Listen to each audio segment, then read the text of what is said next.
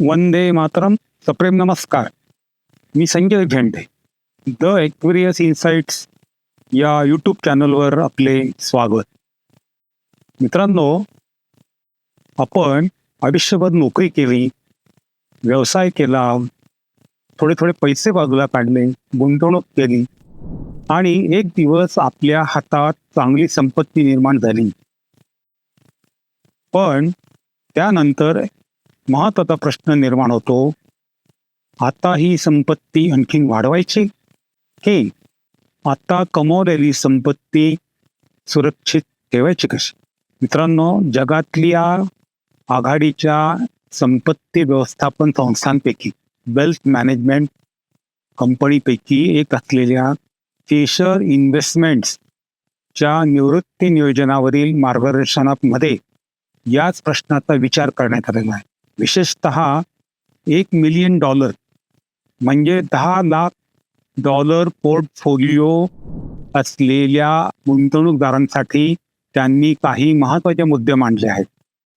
सध्याच्या विनिमय दरानुसार $10,00,000ची भारतीय रुपयांमधील किंमत साधारण $9,55,00,000 आसपास होते.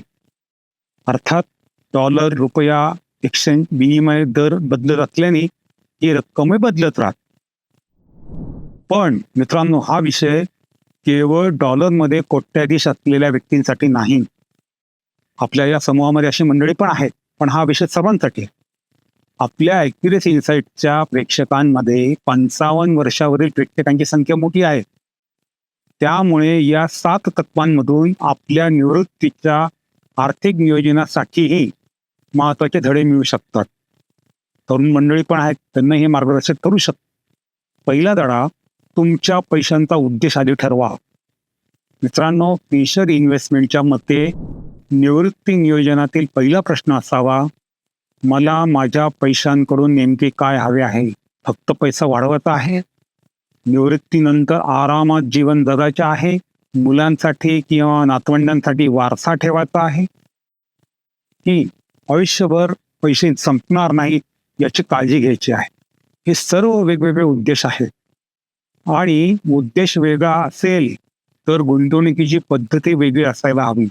म्हणून निवृत्तीनंतर पहिला प्रश्न माझ्या गुंतवणुकीवरील किती परतावा मिळतोय हा नाहीये, माझ्या पैशांचा उद्देश काय आहे हा प्रश्न असावा.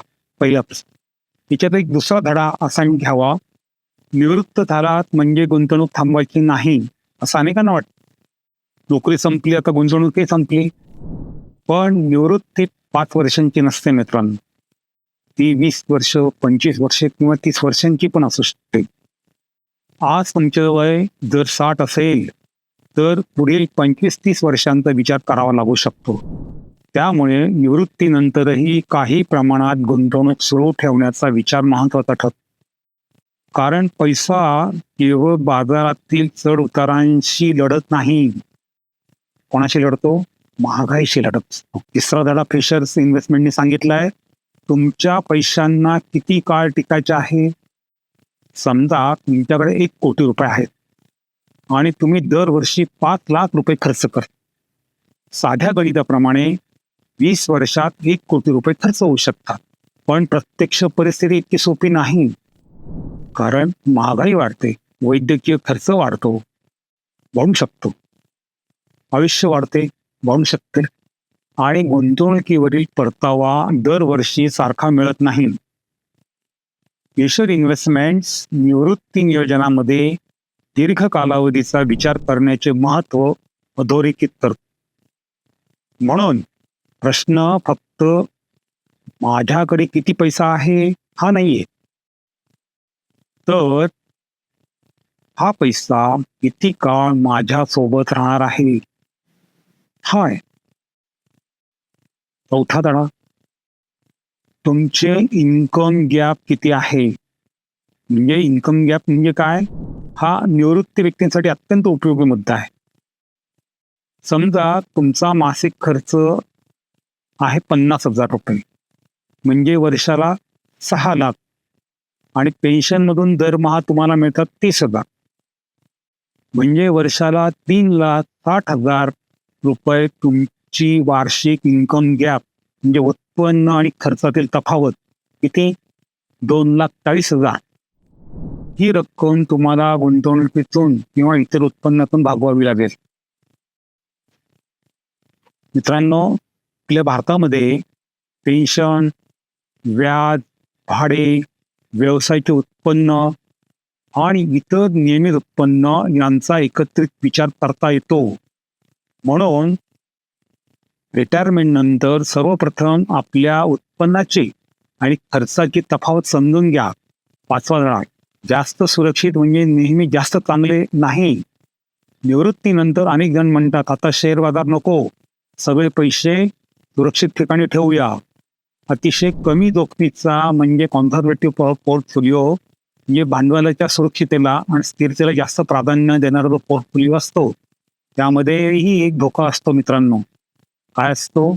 महागाईपेक्षा पैसा कमी वेगाने वाढणे हा एक त्याच्यात धोका निर्माण होऊ शकतो. फिशर इन्व्हेस्टमेंटच्या उदाहरणाचा साधा अर्थ समजून घेऊ. समजा तुमच्याकडे 1 कोटी रुपये आहेत आणि तुम्ही दरवर्षी 5 लाख रुपये काढ, म्हणजे तुम्ही मूळ रकमेच्या 5% रक्कम खर्च करतात. जर गुंतवणुकीतून त्या वर्षी 5% म्हणजे 5 लाख रुपये मिळाले तर साध्या गणितानुसार तुमच्याकडे पुन्हा 1 कोटी राहतील. व्याज मिळाल्यानंतर तुम्ही खर्च करा, म्हणजे मूळ मुद्दल जशीच्या तशी राहील. पण महागाईचा विचार केला तर या 1 कोटीची खरेदी क्षमता कालांतराने कमी होऊ शकते. म्हणून फक्त पैसा वाचवणे म्हणजे संपत्तीचे संरक्षण नव्हे, महागाईनंतरही पैशाची ताकद टिकवणे हे खरे संरक्षण. 6वा धडा या फिशर इन्व्हेस्टमेंटच्या नुसार, बाजार खाली आला म्हणून घाबरून निर्णय घेऊ नका. शेअर बाजार 10% खाली आला, 20% खाली आला म्हणून लगेच सगळे शेअर्स विकायचे का? फिशर इन्व्हेस्टमेंटच्या मते दीर्घकालीन गुंतवणूकदाराने बाजाराच्या प्रत्येक चढउतारावर प्रतिक्रिया देण्याऐवजी आपल्या फायनान्शियल गोल्स आणि टाइम होरिझन कडे पहा. टाइम होरिझन म्हणजे तुमचा पैसा तुम्हाला किती कालावधीनंतर लागणार आहे, म्हणजे गुंतवणुकीचा कालावधी. उदाहरणार्थ, पुढील 6 महिन्यात लागणारा पैसा आणि 15-20 वर्षांनी लागणारा पैसा यांच्यासाठी एकसारखी गुंतवणूक रणनीती असू शकत नाही. फिशर इन्व्हेस्टमेंटच्या निवृत्तीविषयक मार्गदर्शनानुसार अनेक वर्षांच्या खर्चासाठी पुरेशी लिक्विड म्हणजे सहज उपलब्ध होणारी आणि तुलनेने कमी जोखमीची रक्कम बाजूला ठेवून उर्वरित पोर्टफोलिओला दीर्घकालीन गुंतवणूक धोरणात ठेवण्याचा विचार करता येतो. म्हणजे सगळा पैसा सुरक्षित गुंतवणुकीतही नको आणि सगळा पैसा शेअर बाजारातही नको. तुमच्या गरजा आणि कालावधी पाहून योग्य संतुलन महत्वाचे. 7वा धडा, दरवर्षी पोर्टफोलिओचा आढावा घ्या. गुंतवणूक केली आणि 10-15 वर्षे तिच्याकडे पाहिलेच नाही, हे योग्य आहे का? फिशर इन्व्हेस्टमेंटच्या मते पोर्टफोलिओ रिव्ह्यू करताना फक्त माझा शेअर किती वाढला हा प्रश्न पुरेसा नाही. त्याऐवजी विचारा, माझी आर्थिक उद्दिष्टे बदलली आहेत का? माझा खर्च बदलला आहे का? माझे उत्पन्न बदलले आहे का? माझी जोखीम घेण्याची क्षमता बदलली आहे का? पुढील काही वर्षात मोठ्या रकमेची गरज आहे का? माझ्या जोडीदाराच्या आर्थिक गरजा काय आहेत आणि माझ्या वारसांसाठी काय ठेवायचे आहे?